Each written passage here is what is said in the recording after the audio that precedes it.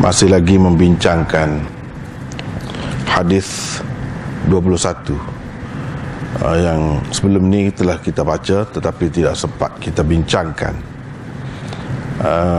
isi kandungannya. Saya rasa kita baru ni sampai nota 175. 176 tu belum lagi dibaca rasanya. Belum lagi dibaca. Untuk mendapat berkatnya, elok kita sekali lagi bacalah hadis itu dengan terjemahannya. Wa an Mu'adz radhiyallahu anhu qala kuntu ridfan nabiy sallallahu alaihi wasallam ala himarin laysa baini wa bainahu illa mu'khiratur rahli faqala ya Mu'adz هل تدري ما حق الله على عباده وما حق العباد على الله قلت الله ورسوله أعلم قال فإن حق الله على العباد أن يعبدوه ولا يشركوا به شيئا وحق العباد على الله ألا يعذب من لا يشرك به شيئا فقلت يا رسول الله أفلا أبشر به الناس قال لا تبشرهم فيتكلوا متفق عليه. Mu'adz bin Jabal meriwayatkan, katanya, aku pernah membonceng Rasulullah sallallahu alaihi wasallam menaiki seekor keledai yang memisahkan daku dengan baginda sallallahu alaihi wasallam hanyalah penyandar pelana unta. Baginda bertanya, wahai Mu'adz, tahukah engkau apakah hak Allah atas hamba dan hak hamba atas Allah dan hak hamba atas Allah? Aku menjawab, Allah dan Rasulnya lah yang lebih mengetahui. Rasulullah sallallahu alaihi wasallam bersabda, hak Allah atas hamba ialah mereka mengabdikan diri kepadanya tanpa menyekutukannya dengan sesuatu. Hak hamba atas Allah pula ialah dia tidak akan menyiksa. Maksudnya di hari akhirat nanti, orang yang tidak menyekutukannya dengan apa-apa. Lantas aku bertanya, wahai Rasulullah, bolehkah aku sampaikan berita gembira ini kepada orang ramai? Jawab baginda, tak usah. Nanti mereka akan berpeluk tubuh saja. Hadis riwayat Bukhari dan Muslim. Itulah lafaz hadis dan terjemahannya. Ini sebelum ini pun sudah kita baca dan sebahagian daripada syarahnya pun telah juga saya sampaikan. Cuma kita tak sempat habiskan hari itu, berhenti setakat 176 nota. Jadi nota 176 itu berkenaan dengan Rasulullah sallallahu alaihi wasallam tanya Mu'adz, kata baginda, wahai Mu'adz, tahukah engkau apakah hak Allah atas hamba dan hak hamba atas Allah? Itu apakah yang dikatakan hak Allah atas hamba dan hak hamba atas Allah? Itu belum lagi kita bincangkan. Berhubung dengan hak Allah atas hamba, kita ada nota 176 di situ. Kita kena faham dahulu apakah makna hak itu menurut bahasa Arab.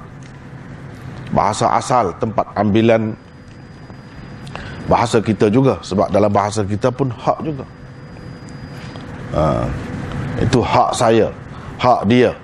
Jadi hak tu bahasa Arab asalnya. Jadi dalam bahasa Melayu ada beberapa makna daripada bahasa Arab tu yang dipakai, tetapi tidak lebih luas daripada yang bahasa asalnya. Kalau menurut bahasa Arab, bahasa asal bagi perkataan hak itu, antara makna hak ialah satu, kebenaran, lawan kebatilan. Ini dalam bahasa Melayu pun ada guna juga, kebenaran.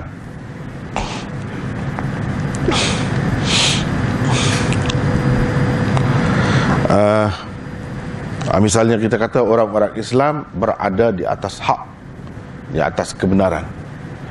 Orang-orang yang bukan Islam berada di atas batil, yakni kebatilan. Itu pun kita guna juga.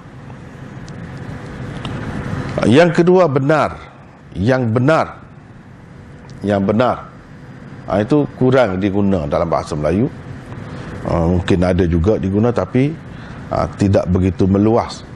Hak dengan makna benar ataupun yang benar.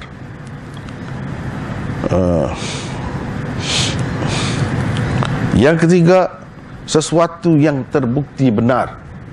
Itu juga dikatakan hak. Macam fakta lah, fakta. Sesuatu yang terbukti benar.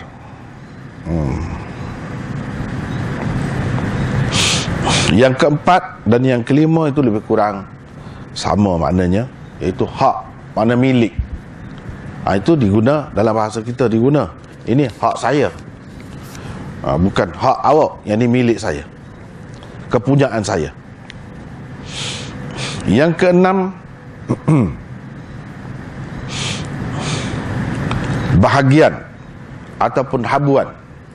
Bahagian dia, ini bahagian dia, ini habuan dia. Itu kurang juga digunakan dalam bahasa kita. Yang ketujuh, layak, patut atau sesuai. Itu juga makna hak.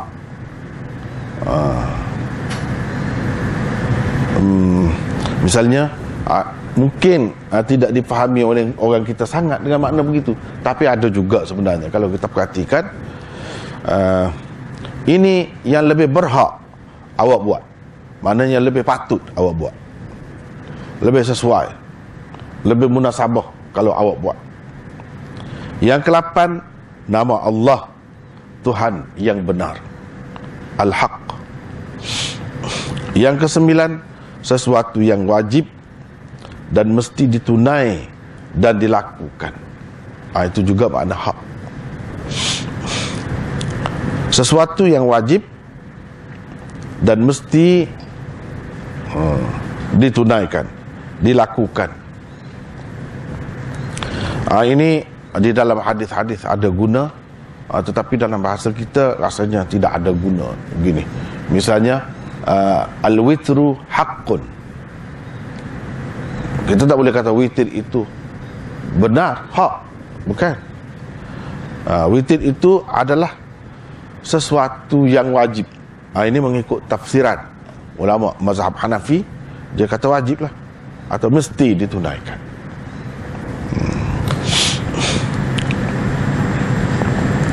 Itu banyak lagi perbincangannya. Kalau sampai ke hadis itu, insya-Allah kita akan bincang lah.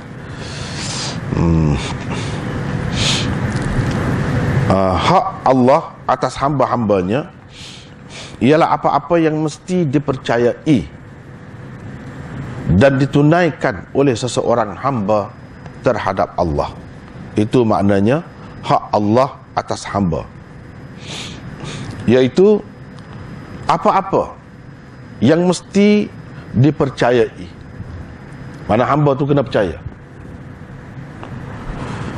dan ditunaikan oleh seseorang hamba terhadap Allah. Hamba yang di manusia kena percaya apa? Allah itu esa, Allah itu maha kuasa dan sebagainya. Itu yang kena percaya. Itu makna hak, kewajipan hamba, hak Allah atas hamba, bukan kewajipan dah. hak Allah atas hamba. Jadi hamba kena buat apa? Hamba mesti kena percaya apa terhadap Tuhan itu?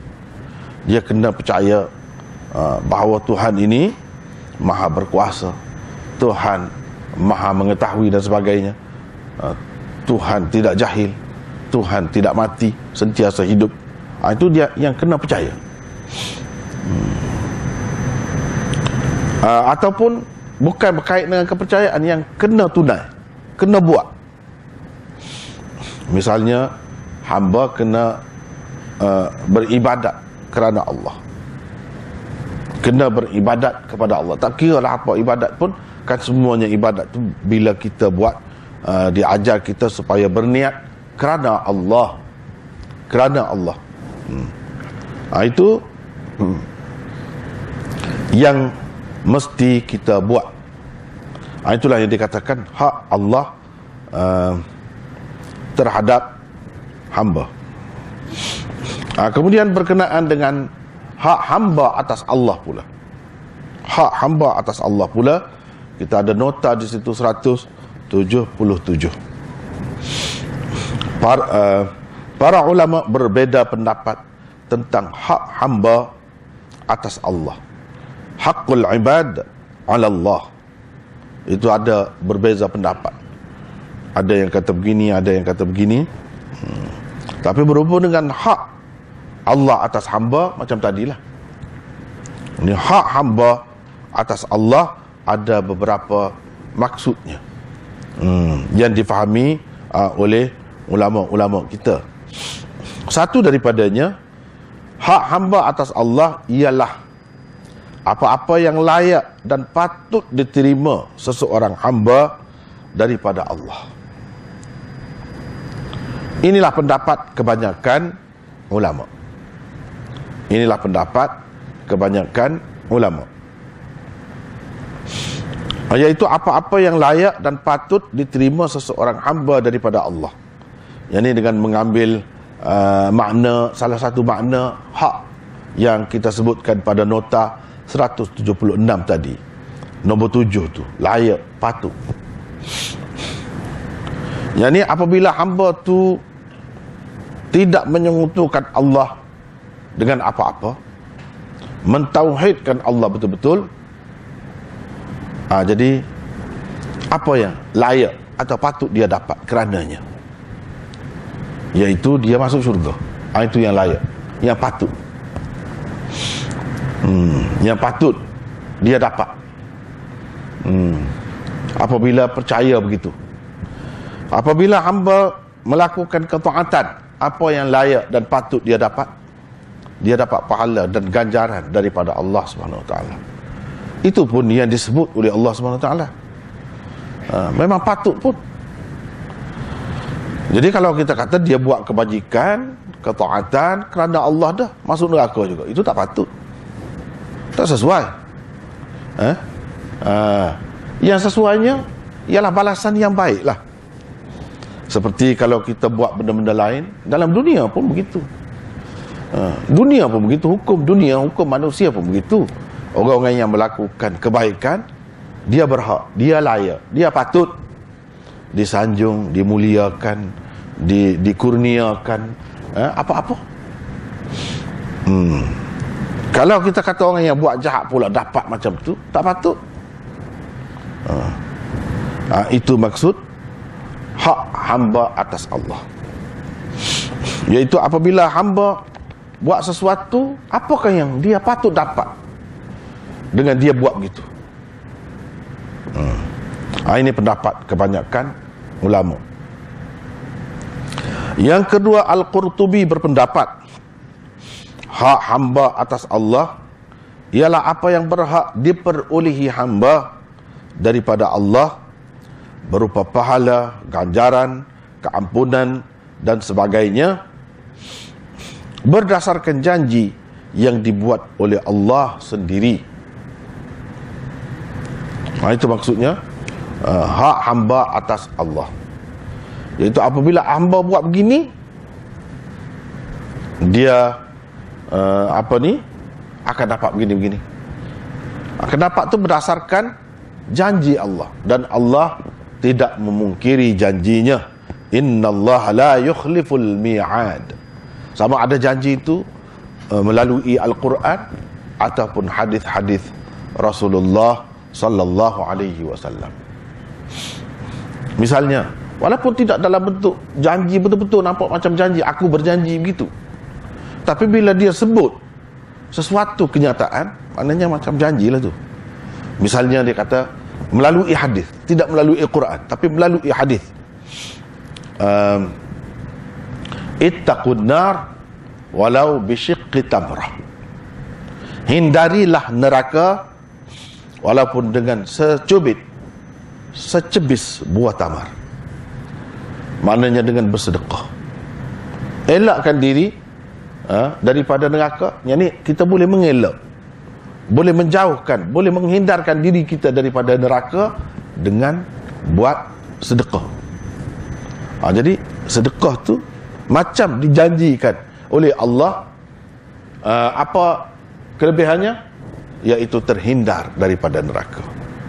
Itu berdasarkan janji dia lah, macam janji lah tu. Kalau janji betul, wa'adallahu alladhina amanu wa 'amilus salihati minkum la yastakhlifannahum fil ard wa la yumakkinanna lahum dinahum alladhi irtada lahum wa la yubaddilannahum min ba'di khawfihim amna, dan seterusnya ayat itu janji jelas. Janji itu tidak semesti di akhirat, dalam dunia pun boleh berlaku macam tu. Dalam dunia tu yang Tuhan janji dalam dunia. Jadi yang Tuhan janji tu kita akan dapat. Itulah hak. Mana kira-kiranya yang mestilah kita dapat berdasarkan janji daripada Allah. Misalnya, Allah telah berjanji dengan orang-orang yang beriman dan beramal soleh bahawa Ia akan menjadikan betul-betul, la yastakhlifannahum. Nun taukid ada, lam pula ada. Mana betul-betul, mana pasti dia akan menjadikan mereka khalifah di muka bumi. Yang penguasa, pemerintah di muka bumi. Tuhan berjanji. Maknanya kita kena cek lah, kalau kenapa kita tak jadi juga. Ada tak kena lah tu. Tak kena tak mana. Yang dia kata beriman tu betul-betul kan beriman. Boleh jadi kita kata beriman dah, tapi yang Tuhan nak bukan macam tu.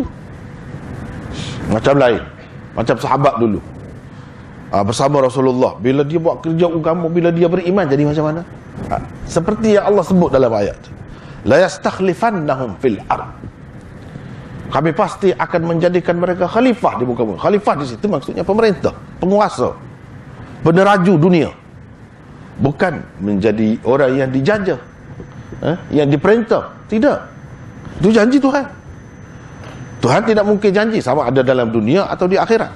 Kena percaya begitu. Wala yumakkinanna lahum dinahumul ladzi irtada lahum. Dan Allah akan memantapkan agama yang telah diredainya untuk mereka. Jadi agama Islam ni jadi kuat. Itu janji Tuhan. Kalau kita betul-betul beriman dan beramal soleh mengikut sebagaimana yang dia nak. Kalau mungkin kita buat juga, kita kata kita semayang dah, kita beriman dah, kenapa tak jadi lagi? Maknanya tak kena lah tu. Cuba ukur diri kita yang kita buat tu dengan Rasulullah dan sahabat-sahabat dia buat dulu, macam mana? Jauh bezanya. Barulah kita tahu. Masih tak tepat lagi, tak menepati lagi. Wala yubaddilannahum min ba'di khawfihim amna. Itu janji Tuhan semua. Kami pasti akan menukarkan ketakutan dengan keamanan. Jadi aman. Kalau dunia ini penuh dengan ketakutan, kebimbangan, kerisauan, jadi bertukar apabila orang Islam itu menerajui dunia. Dia tukar jadi aman. Itu janji Tuhan. Tapi kadang-kadang kita tengok orang Islam, negara Islam jauh lebih menakutkan. Tak ada aman. Nak banding dengan negara kafir yang tak percaya kepada Allah. Tidak ada amal soleh yang mengikut yang kita faham. Kenapa begitu? Maknanya tak kenal lah tu. Seperti mana kalau dia kata inna salata tanha 'anil fahsya'i wal munkar. Sesungguhnya sembahyang itu dapat menegah, menghalang seseorang daripada melakukan perkara-perkara yang keji dan perkara mungkar. Tiba-tiba orang dia semayang juga, tapi dia masih lagi duduk buat benda keji, duduk banyak, bergelumang dalam maksiat, masih lagi duduk buat perkara mungkar. Kenapa begitu? Maknanya semayang dia tak berapa menjadi lagi, sekadar sah begitu saja. Yang dikehendaki sebenarnya daripada semayang tu tak ada lagi. Khasiat dia tak nampak, khasiat dia yang sebenar. Sebab apa? Sebab kita ada penyakit. Khasiat sesuatu ni dia nak menjadi setelah kita tu sihat. Kalau kita ada penyakit dalam tubuh kita, walaupun doktor kata khasiat susu misalnya, khasiat telur, jadi gemuk orang kalau makan, tak gemuk-gemuk dia makan. Kenapa? Sebab dia ada sendiri ada masalah.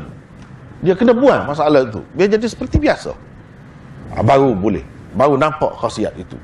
Begitulah juga segala-gala yang Tuhan janji ni, kenapa tak nampak? Jawabnya kerana tidak menepati syarat dia, tidak memenuhi apa yang dikehendaki oleh Allah sebenarnya. Itulah bendanya. Kalau tidak, semua janji yang dijanjikan oleh Allah tu kita berhak mendapatnya. Dan Tuhan tidak memungkiri janji. Banyaklah yang dia janjikan, janjikan dalam surga begini, banyak dalam Quran. Jadi yang kita mesti dapat itu, bukan mesti jadi Allah macam terpaksa terikat dengan kita. Kalau tidak dia kena hukum ke apa. Tidak, berdasarkan dia janji dengan kita. Oleh kerana dia berjanji, Tuhan ni sama sekali tidak memungkiri janji. Kalau ada tak menjadi itu, ada yang tak kena. Kita kena letak situ. Bukan dia tidak menunaikan janji dia, kita yang tidak memenuhi syarat dia. Selalu kan sekarang ni pun ada apa-apa tertakluk kepada terma dan syarat. Tahu pun kita buat begitu. Jadi begitulah juga Allah SWT pun dia ada lah syarat-syarat dia. Kalau penuhi syarat-syarat dia, tak mungkin dia, tak mungkin. Dan itulah yang telah dapat disaksikan, dilihat oleh sahabat-sahabat Rasulullah sallallahu alaihi wasallam dahulu. Yang Allah janjikan dalam dunia, dia tengok dalam dunia. Yang Allah janjikan dalam syurga, memang mereka yakin begitu. Memang Allah SWT tidak memungkiri janjinya. Itu maksud hak hamba atas Allah. Yang ketiga, walaupun pada asalnya tidak ada apa yang mesti ke atas Allah, dan tidak ada apa yang wajib dilakukan oleh Allah, tetapi Allah sendiri dengan limpah kurnianya telah mewajibkan ke atas dirinya untuk tidak menyiksa di hari akhirat nanti orang yang tidak menyekutukannya dengan apa-apa. Memanglah kalau nak kira dari segi wajib, seperti kita kata sekarang ni, kalau kita bekerja dengan seseorang tu, kita makan gaji lah katakan. Jadi majikan kita tu berkewajipan bayar gaji kepada kita. Dia mesti kena bayar, wajib atas dia. Sebab itu adalah hak pekerja dia. Kalau dia tidak bayar, kita boleh dakwa. Kita boleh dakwa ke mahkamah. Itu dalam dunia kan. Sebab memang sudah dia wajibkan ke atas diri dia untuk bayar tu bila dia ambil pekerja. Jadi Allah SWT ni, kena kira asalnya tak ada benda yang wajib ke atas dia. Tak ada. Dia sendiri yang mewajibkan ke atas diri dia. Kalau kita kata Allah wajib atas dia, itu salah. Itu bukan fahaman Ahlus Sunnah wal Jamaah. Wajib dengan arti kalau tidak dia jadi macam bersalah lah. Kalau manusia macam berdosa lah. Tak ada macam tu Allah. Sebab apa-apa dia buat ni bukan dengan terpaksa. Bukan siapa-siapa pun minta dengan dia. Tidak. Jadi tidak ada apa yang wajib asalnya atas dia. Tetapi dia sendiri yang mewajibkan ke atas dirinya untuk memberi syurga, misalnya kita kata, kepada orang yang berbuat baik. Dia sendiri berjanji.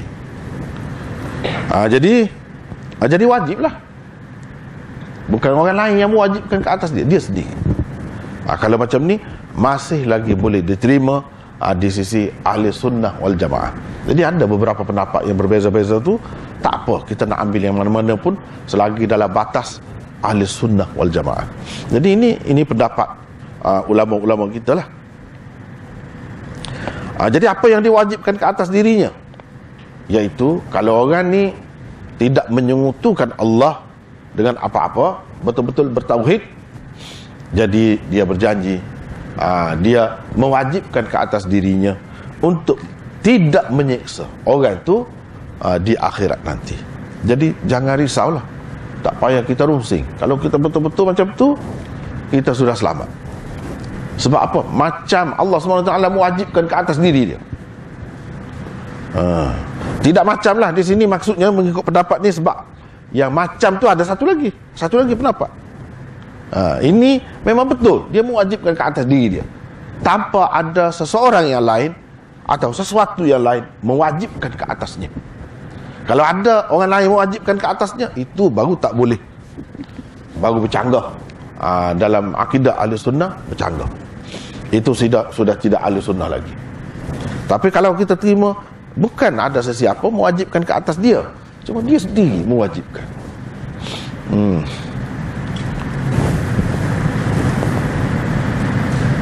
Dia sendiri mewajibkan. Selalu kalau kita berjumpa dalam hadis begini dia kata wajabat, wajiblah. Wajiblah. Kalau begini wajiblah. Awwalu jaishin min ummati yaghzuna al-bahr qad aujabu. Misalnya itu aujabu, wajabat, yang seumpama itu banyak sekali kita berjumpa dalam hadis. Pasukan tentera dari kalangan umatku yang mula-mula meredah laut, qad aujabu, sudah wajib, sudah pasti. Jadi sudah pasti itu apa maksudnya? Sudah pasti akan mendapat syurga. Satunya berdasarkan janji. Di situ kita, walaupun dia tak ada sebut janji, bila dia sebut begitu maknanya macam dia berjanjilah. Yang kedua, wajib tu sudah wajib atas Allah untuk memasukkannya ke dalam syurga. Ataupun dengan perbuatan mereka itu berarti mereka sudah pasti masuk syurga. Jadi ikut mana-mana pun dia ada perkataan wajabah itu, wajib itu.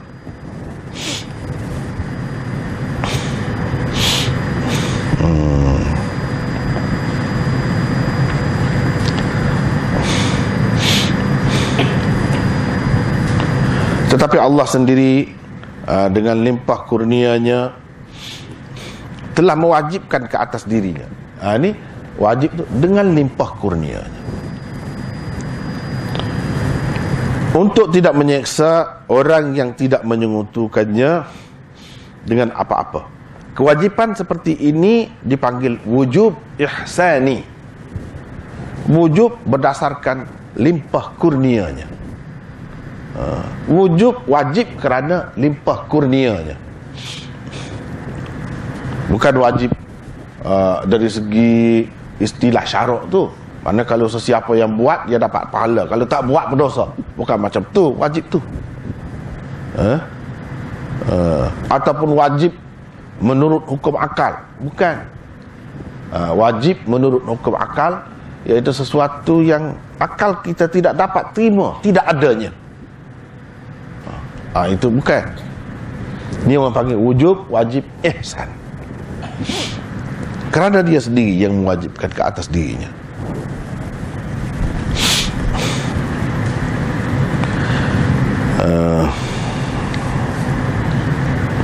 Yang keempat, perkataan hak di sini dipakai semata-mata sebagai muqabalah dan musyakalah. Muqabalah dan musyakalah. Muqabalah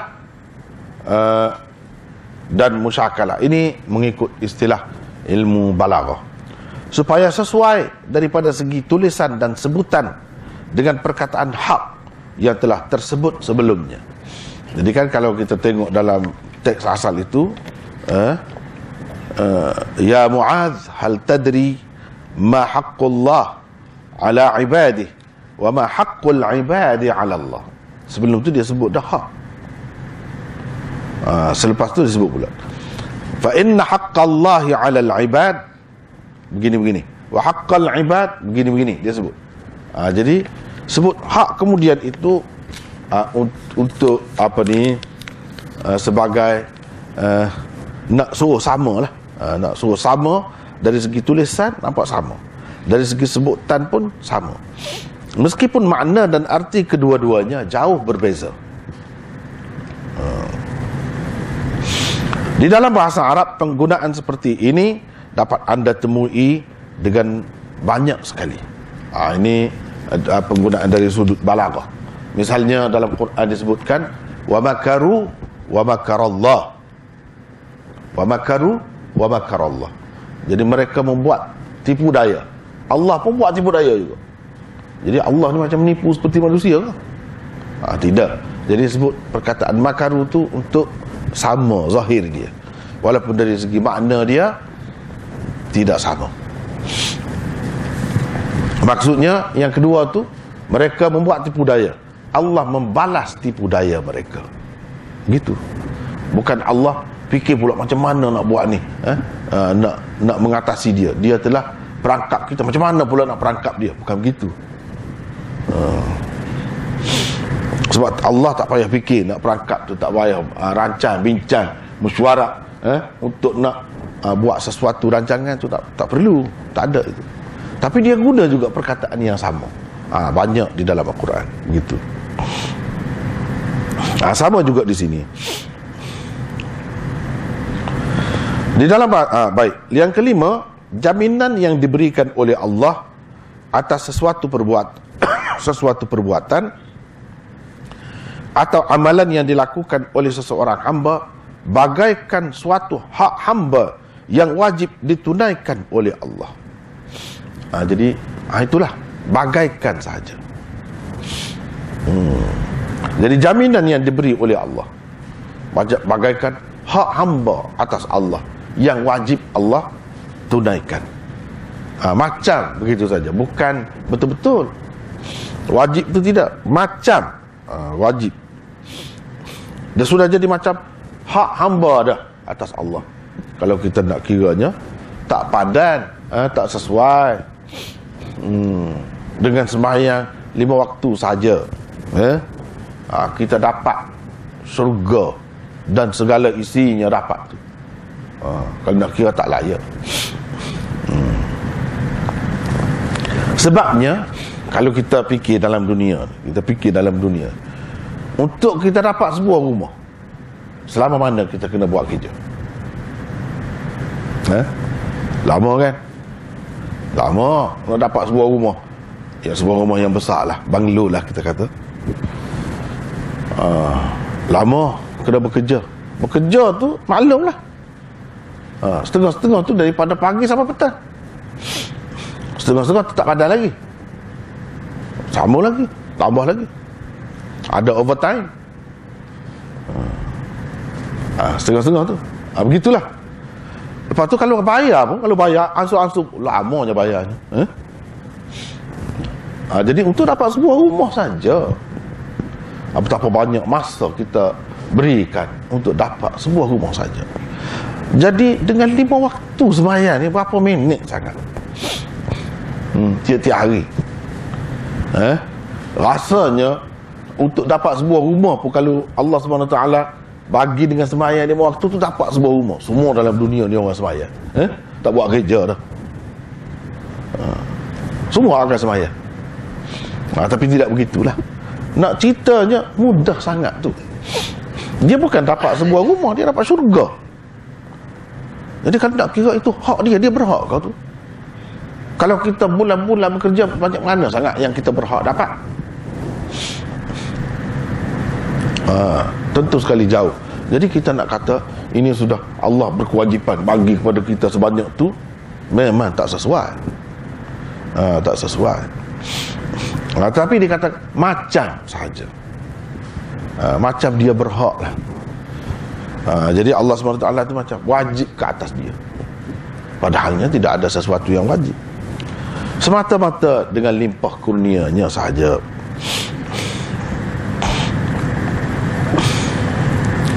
Yang keenam, golongan Mu'tazilah dan segolongan ahli falsafah berpendapat Allah memang berkewajiban dan bertanggungjawab untuk tidak menyiksa orang yang tidak menyekutukannya dengan apa-apa. Ini pandangan dia. Wajib dengan makna kita tak boleh kata sebenarnya dalam bahasa kita, kalau kita kata Allah bertanggungjawab, salah, tak kena. Tanggungjawab itu orang lain. Jadi dia kata tidak, Allah memang berkewajiban dan bertanggungjawab. Kalau tidak, dia salah lah. Salah lah. Yang ni akal kita boleh cela dia, boleh kata dia macam-macam lah. Kalau nak kita kata patut, itu pada pendapat mereka. Tak boleh macam tu, itu salah. Salah lah. Yang keenam ini yang salah. Tidak ada apa pun yang wajib ke atas Allah, dan Allah tidak bertanggungjawab terhadap sesiapa pun dengan arti dia mesti kena buat begini. Kerana seseorang hamba itu melakukan sesuatu kebaikan, dia mesti. Tak ada yang mesti macam tu. Tapi Mu'tazilah faham gitu, faham gitu.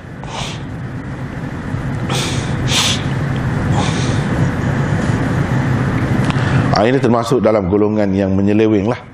Jadi yang betulnya salah satu daripada 5 yang sebelum ni. Kita kena pilih lah mana satu daripada 5 tu yang kita rasa puas hati, menyenangkan hati kita. Kita boleh pilih yang itu. Yang keenam saja tak boleh. Tak boleh. Benda-benda macam ni kalau kita perhatikan dalam terjemahan mungkin, ataupun dalam tafsir mungkin, kita akan dapati kecenderungan dia tu akan nampak bila dia mentafsirkan ayat-ayat Quran yang menunjukkan jaminan Allah itu, dia akan gambarkan dengan tanggungjawab Allah. Itu silap lah. Tapi oleh kerana dalam bahasa kita ni belum banyak lagi terjemahan, kita tak nampak ketara benda-benda tu. Tapi kalau dalam bahasa-bahasa lain yang sudah ada banyak terjemahan Al-Quran yang dibuat oleh macam-macam aliran Islam, kita nampak dalam terjemahan dia tu kecenderungannya tu kita nampak.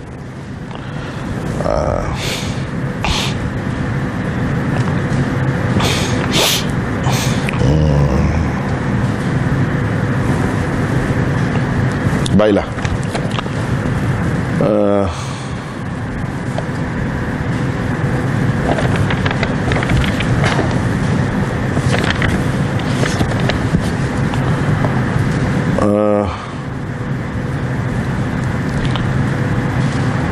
Hak hamba atas Allah pula ialah dia tidak akan menyeksa orang yang tidak menyekutukannya dengan apa-apa.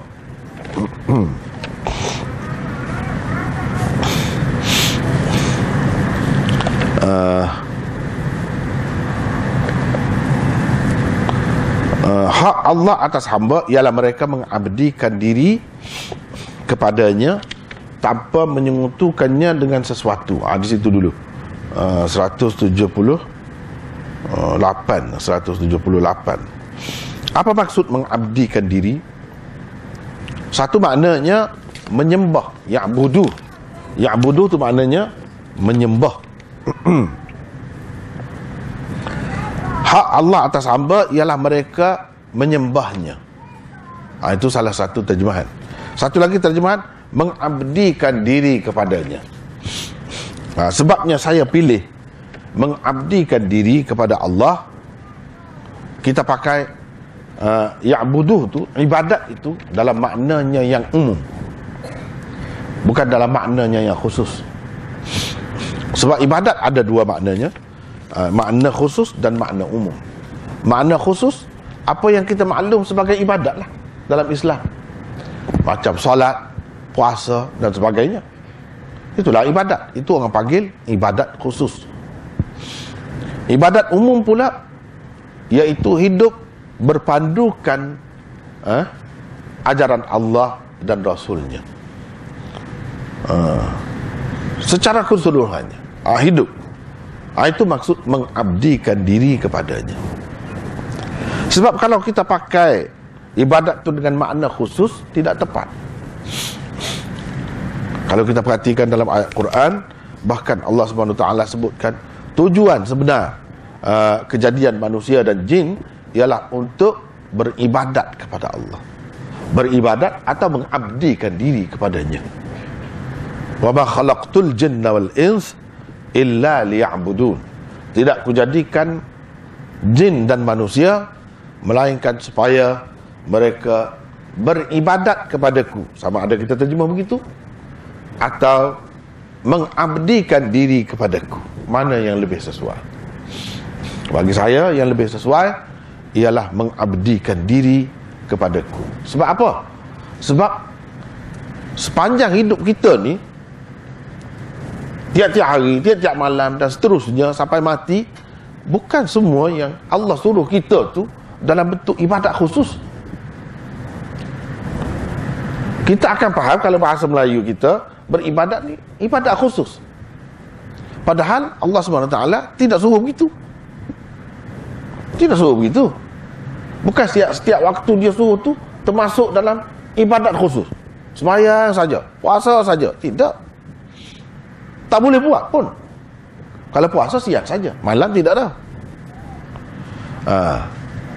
Kalau beribadat sembahyang ada waktu dia, bukan setiap waktu. Bahkan orang perempuan ada waktunya tak boleh sembahyang pun, tak boleh solat pun. Jadi macam mana dia nak beribadat dalam arti yang khusus? Kalau kita kata mengabdikan diri kepadanya, itu tepat. Sebab orang perempuan yang tidak sembahyang pada ketika dia mandi kotor tu kenapa? Kerana dia mengikut perintah Allah lah dan Rasulnya, tidak bagi dia sembahyang pada masa tu. Sebab itu dia tidak sembahyang. Itu maknanya mengabdikan diri kepadanya. Ikut dia saja. Apa dia kata? Dia suruh kita berpuasa pada waktu siang, kita puasa pada waktu siang. Tak pernah pula dia suruh kita berpuasa pada waktu malam. Kalau dia suruh begitu, kita buat. Itu maknanya mengabdikan diri kepada Allah. Kita tidur, Nabi SAW kata matamu ada hak tidur. Tidur itu ibadat ke? Ibadat khusus ke? Tidak. Tapi ikut Nabi SAW jadi ibadat. Tak apa pahala. Kita senyum kepada orang, senyum kepada orang, itu ibadat khusus ke? Tidak. Tetapi Nabi kata senyum itu satu sedekah. Ibadat juga, tapi dia tak ada kena-mengena dengan ibadat khusus. Itu maksud ibadat di sini ialah mengabdikan diri kepada Allah.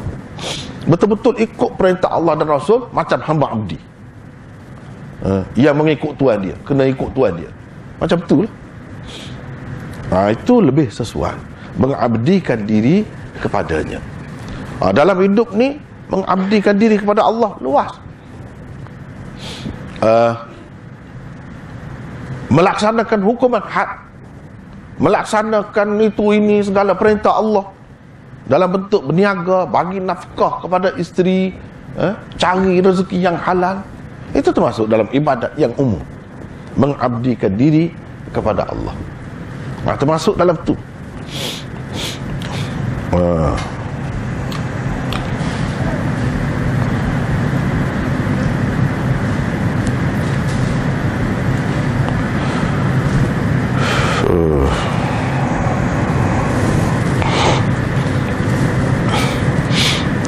Jadi 178.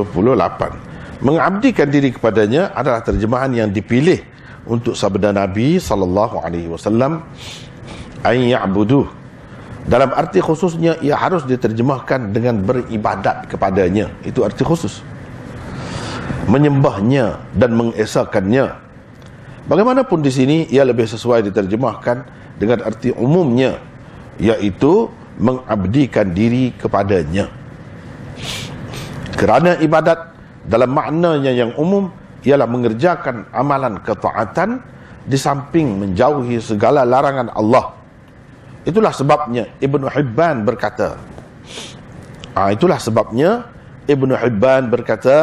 ibadatullah iqrarum bil lisan wa tasdiqum bil qalb wa amalul jawarih. Bermaksud erti beribadat kepada Allah itu ialah mengakui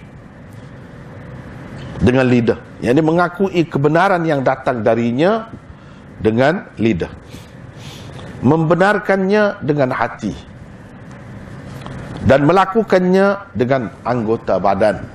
Itulah maksud ibadat kepada Allah. Luaslah, maksudnya luas, tidak terhad setakat ibadat yang khusus sahaja.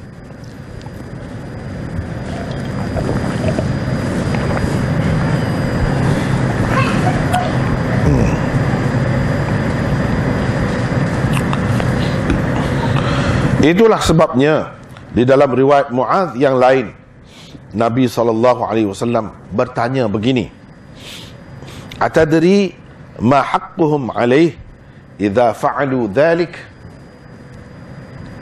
Idza fa'alu, bermaksud, tahukah engkau apa hak hamba yang dijamin Allah apabila mereka telah melakukannya? Apabila mereka telah melakukannya.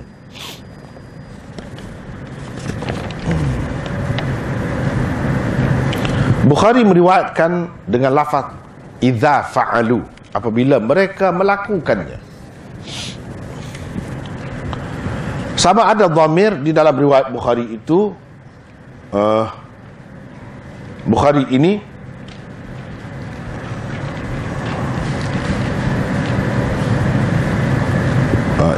dalam riwayat Bukhari ini, atau isim isyarat di dalam riwayat Muslim dan At-Tabarani. Kedua-duanya merujuk kepada sabda baginda an ya'buduh wa la yusyriku bihi syai'a. Apabila melakukannya, nya itu apa? Nya itu mereka mengabdikan diri kepada Allah dan tidak menyengutukannya dengan apa-apa. Itu makna melakukannya. Jadi dia sebut perbuatan tu. Maknanya ibadat tu bukan semata-mata hati sahaja, tidak. Dia dalam bentuk melakukannya.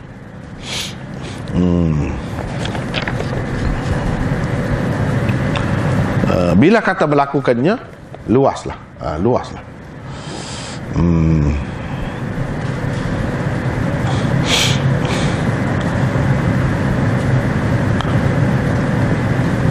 Lihat bagaimana Rasulullah SAW mengaitkan jaminan Allah untuk tidak menyiksa manusia di akhirat nanti dengan perbuatan hamba, bukan dengan semata-mata mengesakannya dalam i'tiqad sahaja, tidak, tapi dengan perbuatan.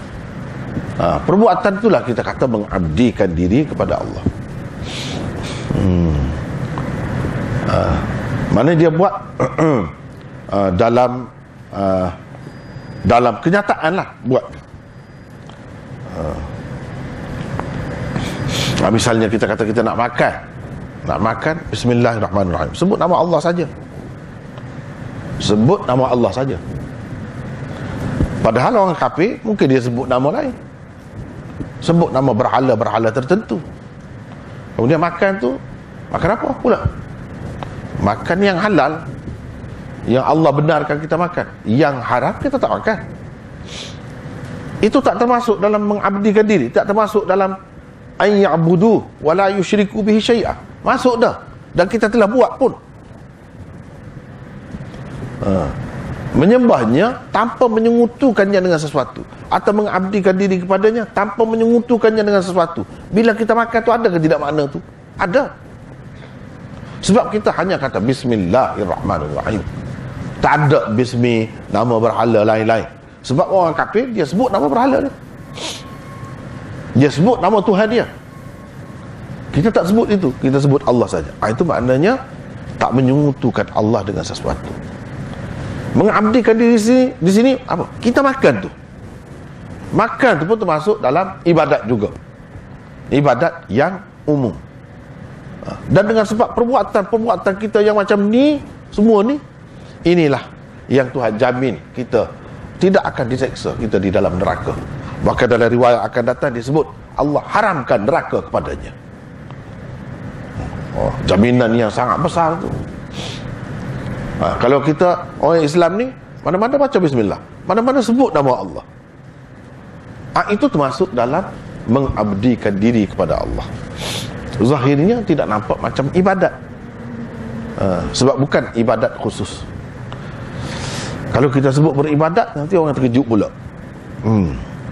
Kalau mengabdikan diri, jadi umum. Sebabnya bila nak bersetubuh pun sebut nama Tuhan juga. Jadi adakah itu ibadat khusus? Tidak. Tetapi memang benar-benar perbuatan kita itu betul-betul menterjemahkan, kita kata yang Nabi sebut tadi, an ya'budu wala yusyriku bihi syai'ah. Menyembahnya semata-mata, mengabdikan diri kepadanya semata-mata tanpa menyentuhkannya dengan sesuatu. Dia kata Allahumma jannibna syaitan. Allah, ada sebut Allah juga. Dan yang kita buat itu walaupun nampak kesukaan dunia, kita ikut Allah. Kita tidak berzina, bukan berzina, dengan kahwin secara sah. Dan perbuatan berkahwin itu Nabi sendiri pun buat. Kita betul-betul ikut. Itu maksud mengabdikan diri kepada Allah tanpa menyekutukannya dengan sesuatu, melalui perbuatan. Dan perbuatan itu zahirnya bukan ibadat, sebab ia bukan ibadat khusus. Bukan ibadat khusus, tapi ia termasuk dalam ibadat umum. Jadi kalau kita terjemahkan mengabdikan diri itu masuk dengan baik, dengan senang, dan orang tidak terkejut. Tapi kalau sebut beribadat, banyaklah yang terkeluar, sebab orang faham ibadat ni dengan makna khusus. Jadi segala perbuatan-perbuatan lain, walaupun kita sebut nama Allah, itu begini, macam kahwin, Nabi kata tak boleh buat tak terpasal dengan orang perempuan ini. Sebab apa? Istahlaltum furujahunna bi kalimatillah.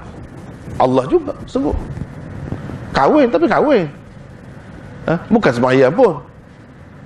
Mana semua ada kaitan dengan Allah, terikat dengan hukumnya. Itu maksud mengabdikan diri kepada Allah. Tak ingat kepada benda lain, semua ingat kepada Dia.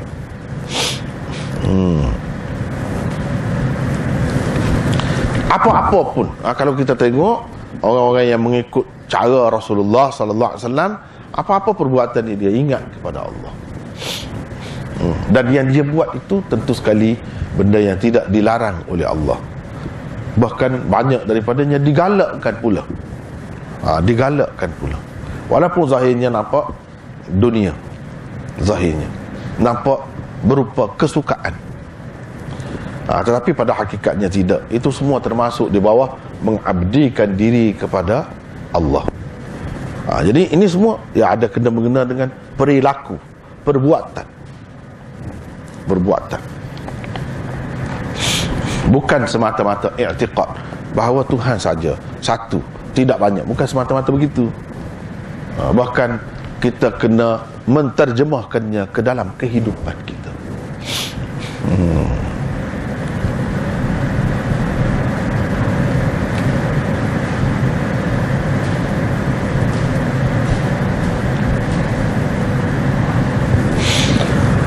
Seperti baru ni kita bincangkan, nak masuk tandas pun Allah juga sebut. Allah, a'udzubika, aku berlindung kepadamu. Mu tu siapa? Allah lah.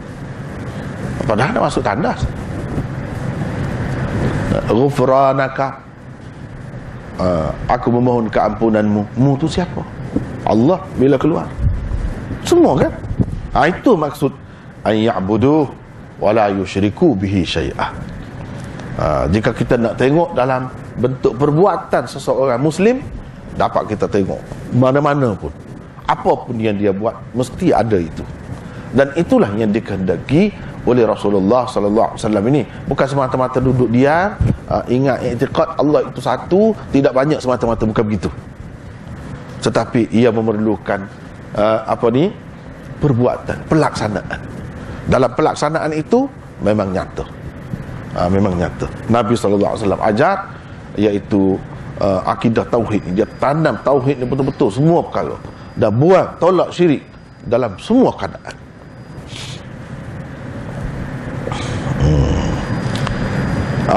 Dia kata mengabdikan diri kepadanya. Kenapa dia tambah? Tanpa menyengutukannya dengan sesuatu. Tanpa menyengutukannya dengan sesuatu. Di situ ada nota 179. Sebabnya Rasulullah sallallahu alaihi wasallam menambahkan ibarat tanpa menyengutukannya dengan sesuatu setelah bersabda mereka mengabdikan diri kepadanya, ialah kerana memang ada orang kafir yang menyembah Allah, tetapi dalam masa yang sama mereka menyengutukannya dengan sesuatu yang lain. Dia kata dia sembah Allah juga, tetapi disekutukan Allah dengan sesuatu yang lain, itu tak boleh. Maksud yang diterima oleh Allah, yang dijamin oleh Allah, tidak akan diseksa orang tu, ataupun haram neraka kepadanya, atau dalam riwayat yang lain yang akan datang kita akan berjumpa, dia pasti masuk syurga, ialah yang betul-betul tauhid, tak ada syirik.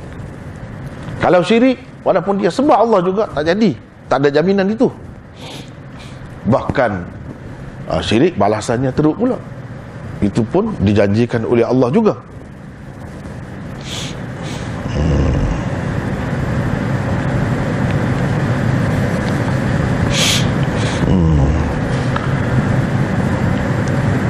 Kesimpulannya, beribadat atau menyembah Allah yang dikatakan akan menjamin seseorang terlepas daripada siksaan Allah di akhirat nanti, ialah itu adalah dengan syarat ia tidak menyengutukannya dengan sesuatu yang lain.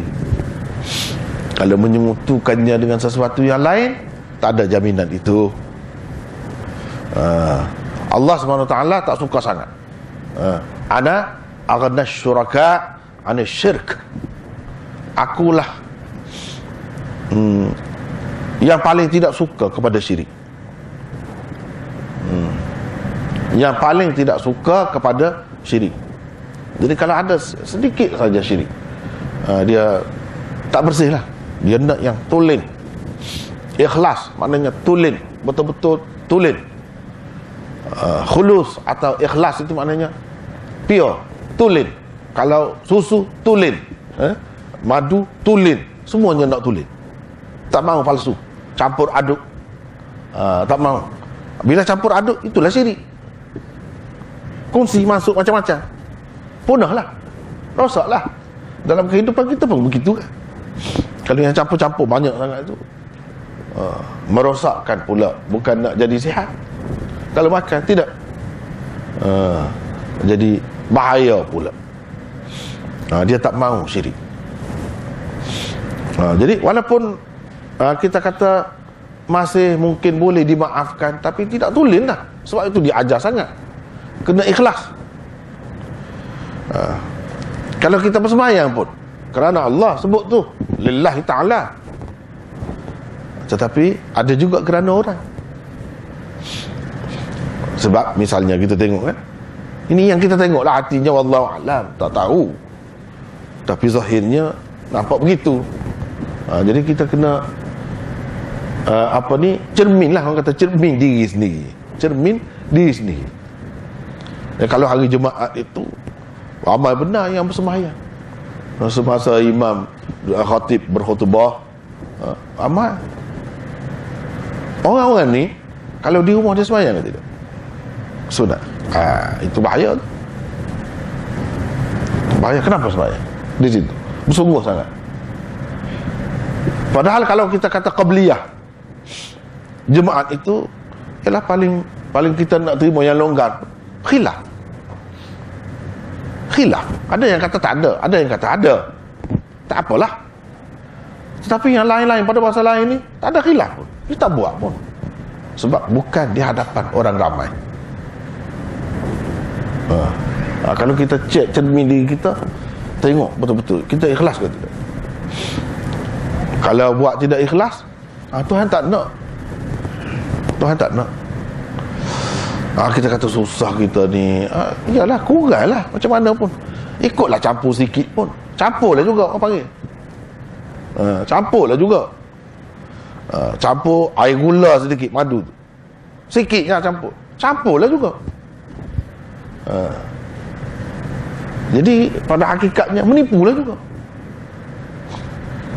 Situ kalau kita tanya diri kita, cuba baiki masing-masing kita, baiki benda-benda yang macam ni. Supaya apa? Supaya betul-betul tulen ibadat kita tu, akidah kita tu betul-betul tulen.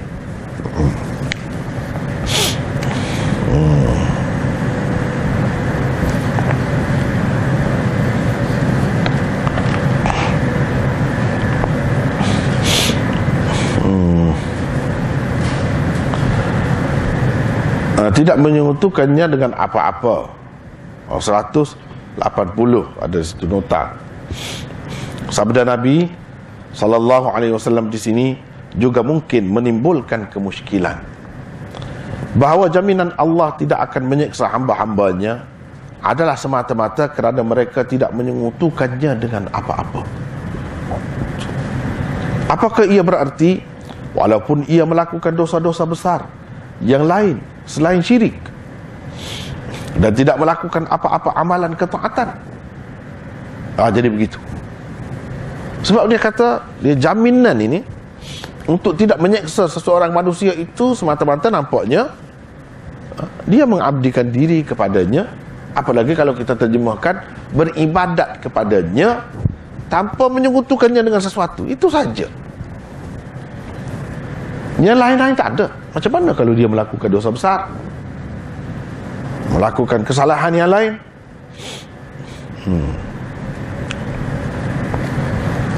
Itu timbul kemusykilan. Perlu sekali diingat bahawa hak hamba atas Allah itu sama sekali tidak boleh dipisahkan daripada hak Allah atas hamba. Kedua-dua tu tak boleh dipisahkan. Jangan pisah. Kedua-dua tu kena terima. Apabila hamba melaksanakan hak Allah atasnya, pada ketika itu barulah terlaksana hak hamba atas Allah. Jadi hak Allah atas hamba itu apa? Tadilah an ya'budu wa la yusyriku bihi syai'a. Iaitu mereka mengabdikan diri kepadanya tanpa menyekutukannya dengan sesuatu. Apa makna mengabdikan diri kepadanya? Kalau kita tengok panduan yang diberikan oleh Rasulullah luas. Di sepanjang kehidupan kita, berkait dengan setiap gerak-geri kita, semua sekali. Itu bahawa ada jaminan Allah terhadap hamba tu, hak hamba atas Allah. Apabila hamba baiklah, artinya di samping seseorang hamba mengabdikan diri kepada Allah di dunia ini dengan menjunjung segala titah perintahnya dan menjauhi segala larangannya, ia juga tidak menyekutukan Allah dengan suatu apapun. Di akhirat nanti ia akan terselamat daripada siksaan Allah. Kalau begitu, dia buat begitu.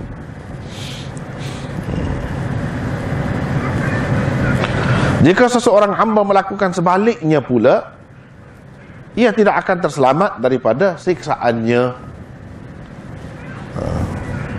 Dia tidak akan terselamat daripada siksaannya. Jika seseorang hamba, sabda Nabi SAW ini selain memberi jaminan kepada hamba Allah yang benar-benar mentauhidkan Allah dan mentaatinya, ia juga merupakan ancaman kepada hambanya yang musyrik dan asi, yakni yang melakukan maksiat. Sebab orang yang melakukan maksiat tu dia tidak jaga hak Allah atas hamba.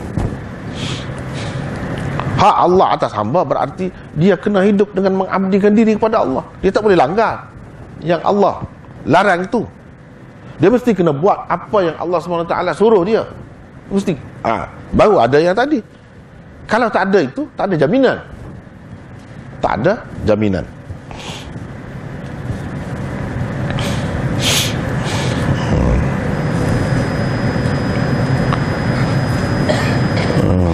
Kemudian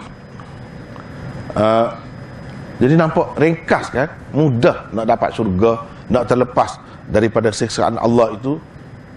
Jadi sahabat Nabi SAW ini, Mu'adh ni, berasa suka hati. Walaupun kalau kita merenungi kandungan dia tu sebenarnya jauh perginya, luas tu, tetapi sekali pandang nampak ringan, mudah, tidak susah sangat nak buat. Jadi dia kata, bolehkah aku sampaikan berita gembira ini kepada orang ramai? Mesti orang lain kalau terima berita ni berasa suka. Nabi SAW kata, tak usah, tak payahlah, nanti mereka akan berpeluk tubuh saja. Apa maksudnya? Rasulullah SAW melarang Mu'adh daripada menyampaikan berita gembira yang tersebut di dalam hadis ini kepada orang ramai kerana beberapa sebab berikut. Kenapa dia larang? Dia sampaikan kepada Mu'adh. Bukan dia tak sampaikan langsung, dia sampaikan kepada Mu'adh. Tapi Mu'adh nak sampaikan kepada orang lain, dia tak bagi. Kenapa? Ada beberapa sebab. Satu, seperti disebutkan baginda sendiri, bahawa nanti ada pula orang yang terlalu bergantung dengannya sehingga mengakibatkan ia berpeluk tubuh saja. Tidak mahu lagi ia melakukan apa-apa amalan ketaatan dan kebajikan dengan alasan ia sudah terjamin terlepas daripada siksaan Allah, sedangkan ia sebagai orang Islam tidak sepatutnya bersikap begitu. Kalau tengok kepada amalan Rasulullah SAW, macam mana?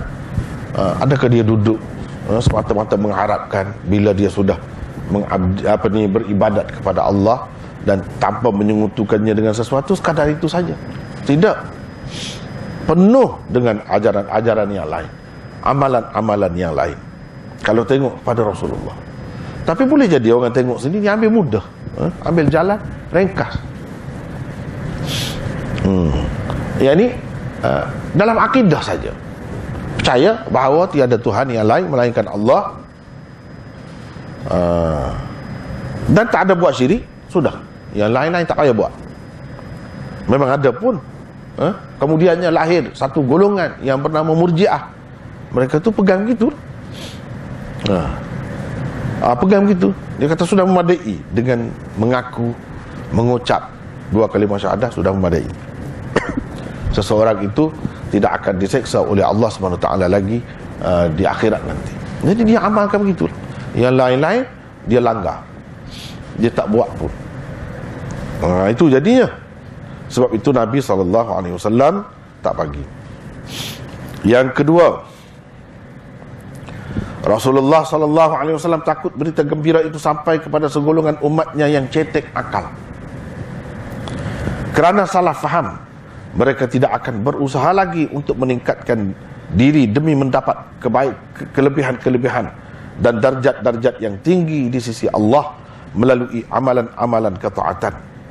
Mereka juga mungkin akan berani melakukan maksiat dengan adanya jaminan seperti itu. Asalkan dia sudah semaya, sudah puasa, dia buat yang lain-lain tu tak kira dah, asalkan jangan syirik. Dia akan mungkin berani buat begitu. Sedangkan bukan begitu maksud Nabi SAW-nya. Kalau tengok kepada kehidupannya, bukan begitu. Dan kalau dia renung sebenarnya apa arti mengabdikan diri kepada Allah itu, bukan dengan maksud beribadat. Kalau beribadat sembahyang puasa sekadar itu saja. Sebab itu saya kata yang paling selamat mengabdikan diri. Bila kata mengabdikan diri, sudah masuk dah semua tu. Tetapi dia buat-buat tak faham. Mungkin dia langgar, tak buat ketaatan, tak yang lebih-lebih yang selain daripada fardu itu dia tak buat. Boleh jadi. Sedangkan untuk meningkatkan darjat seseorang itu perlu dia kepada amalan-amalan sunat juga, dia tak buat. Dia pakai yang wajib saja, ataupun yang wajib itu pun tak buat sangat. Yang pentingnya akidah sebenarnya, akidah tu jangan syirik, tauhid, mengabdikan diri kepadanya semata-mata, jadi tauhid. Dia faham gitu. Kalau macam tu melenconglah, terpesonglah jadinya.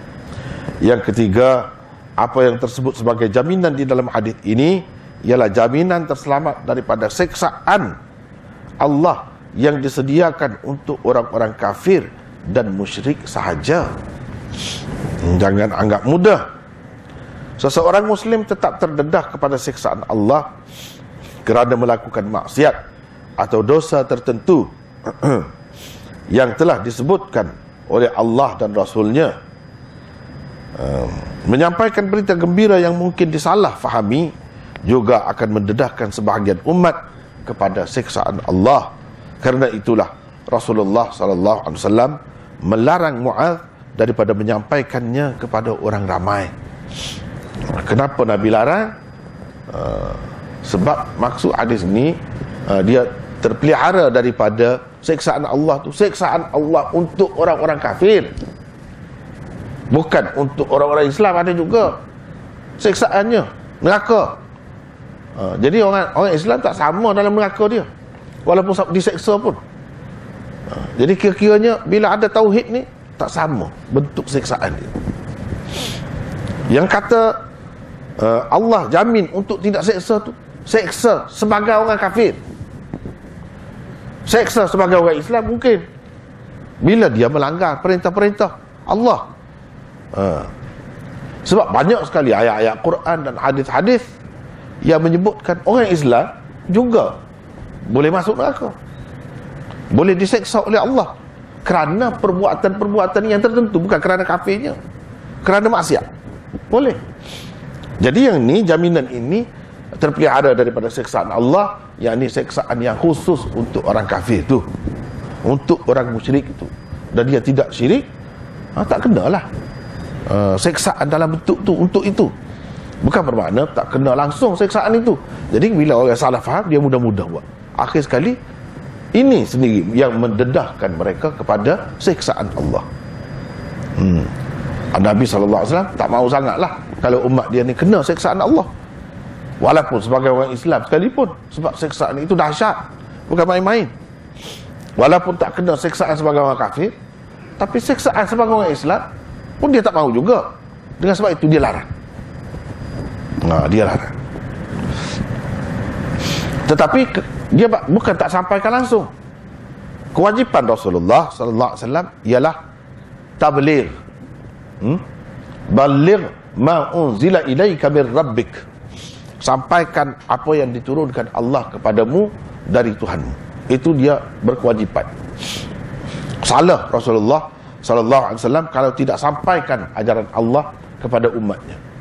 Ada kalanya sudah tertunai kewajipan dia tu, tanggungjawab dia tu, apabila dia beritahu kepada seorang dua saja. Sebab orang ni tidak akan menimbulkan masalah kepadanya, tidak akan mendedahkannya kepada bahaya. Macam di sini, dia bagi tahu kepada Mu'adz, bukan dia tak bagi tahu langsung. Kalau tak bagi tahu langsung, ini perintah Allah, ini berkenaan dengan agama, salah dia. Tapi dia bagi tahu kepada Mu'adz, tak bagi tahu kepada orang lain. Sama seperti kita kata dalam dunia pendidikan, di peringkat universiti, banyak yang diberitahu, banyak sekali yang tidak diberitahu dalam tahun 1 sekolah rendah. Dia bagi tahu. Tapi kalau yang di universiti tu tinggi tu, kita nak bagi tahu kepada budak tahun 1, yakni darjah 1 sekolah kebangsaan, salah tu tak kena juga. Tak kena juga. Tak sampaikan pun tak kena juga. Sampaikan tak tentu tempatnya, tak pilih tempatnya pun salah juga. Jadi Rasulullah SAW sedar tanggungjawab dia. Di mana, kepada siapa sepatutnya dia beritahu benda ni. Artinya ilmu ni tidak semua perlu didedahkan kepada semua orang. Banyak perkara yang kita tahu dalam hidup ni, setengah-setengah tu sekadar kita saja, ataupun beberapa orang. Tak perlu. Kalau dia tahu, walaupun ilmu, mungkin menimbulkan fitnah. Mungkin menimbulkan fitnah. Jadi tak perlulah bagi tahu.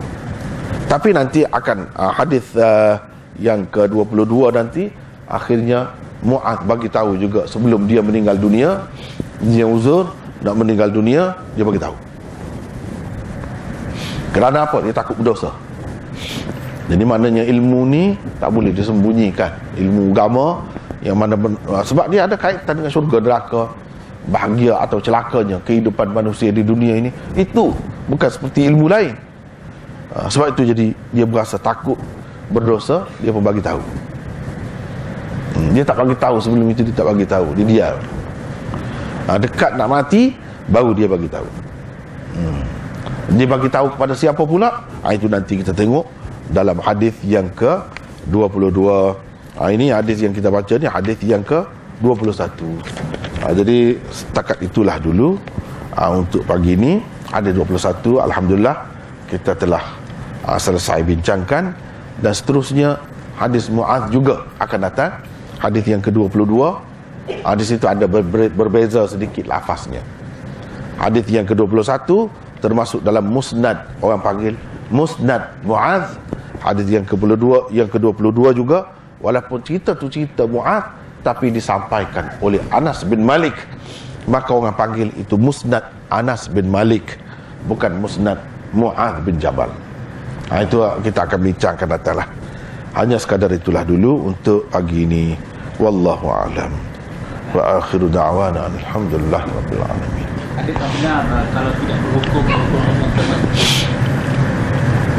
hukum Allah yang macam mana? Tidak berhukum Ya, ya. Kalau dengan arti menolaknya, tidak menganggapnya sebagai hukum Islam, hukum Allah, memang boleh bawa ke situ. Tapi kalau sebab lain, itu lain, tak termasuk. Sebab lain, misalnya kita kata mungkin kurang sesuai lagi, lebih patut kita buat yang ini dulu, begitu. Seperti kewajipan-kewajipan yang lain. Misalnya kita kata buat haji, kita percaya, kena percaya haji itu fardu, rukun Islam, kena percaya. Walaupun rukun pun tak, kalau tak cukup syarat, tak berdosa. Kalau tak buat sampai mati pun, begitulah. Tapi dalam hati kena percaya ini hukum Allah, sampai dia wajibkan ke atas kita. Kalau kita tolak, kata tidak hukum Allah, tidak wajib, itu memang rusak, menjejaskan akidah. Tapi kalau tidak ke situ perginya, tapi sekadar kita dengan banyak tanggungan, anak-anak ramai lagi, ada duit, ada, tapi kita kata banyak lagi, itu ini nak selesaikan, hutang banyak lagi, jadi kita tangguh dulu, sekadar tangguh dulu, di samping terus berusaha untuk melaksanakan rukun itu atau tuntutan itu, hukum Allah itu. Dia kena ada niat macam itu, baru lepas. Kalau tidak, tak lepas, berdosa.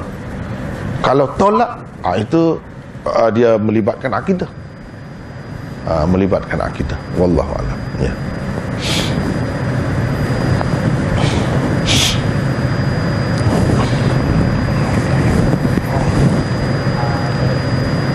Ya. Kita bertaubat. Taubat itu termasuk hak Allah. Hak hamba kepada Allah tu. Hak hamba kepada Allah, tak. Hak Allah atas hamba termasuk dalam itu. Hak Allah atas hamba, Allah nak apa kita buat, itu maksudnya. Bila kita melakukan dosa, apa Allah nak daripada kita? Kita bertaubat. Sebab itu dia suruh tubu ilallah taubatan nasuha. Itu yang dia suruh. Bila dia suruh, maknanya itu hak dia, dia nak macam itu. Hak dia atas hamba. Kita kena tengoklah yang dia suruh ke tidak.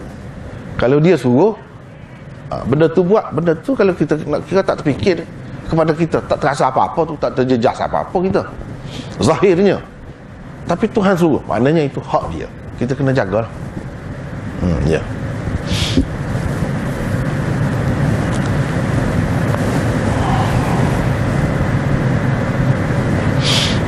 Ada lagi? InsyaAllah.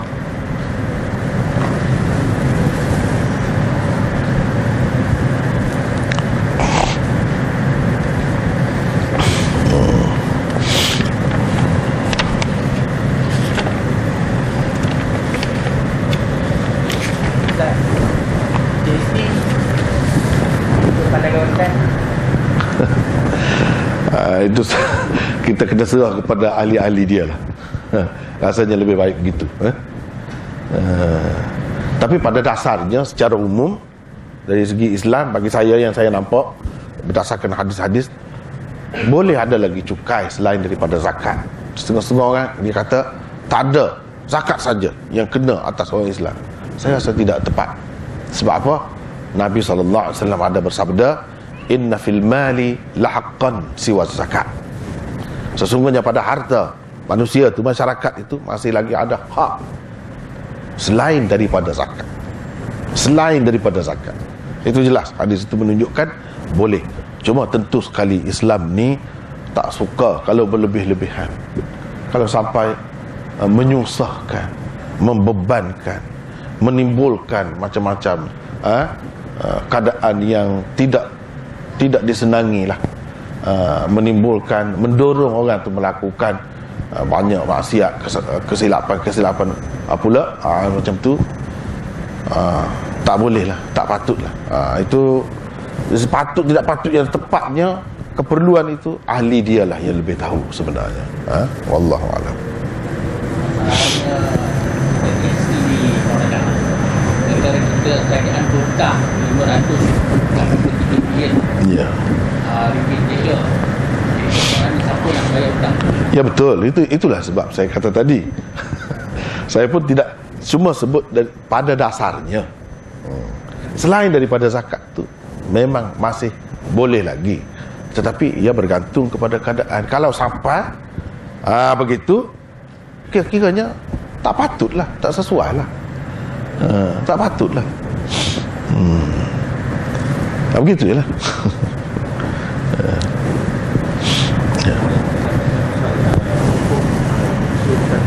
Orang yang alim, ada orang yang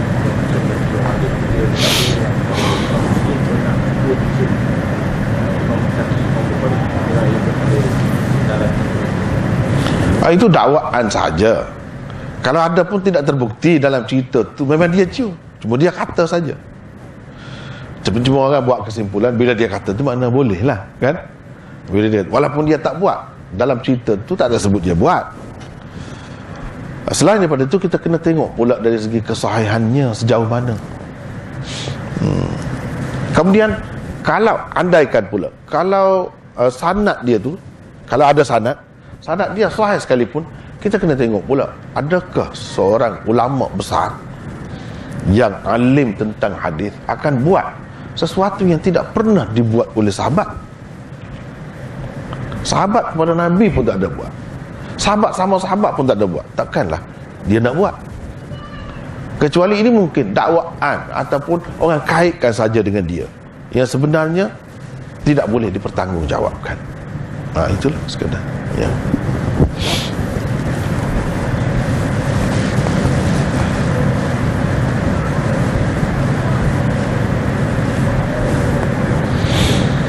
Mungkin ada lagi, insya-Allah. Kalau sudah puas hati, tak ada lagi, kita setakat itulah. Alhamdulillah.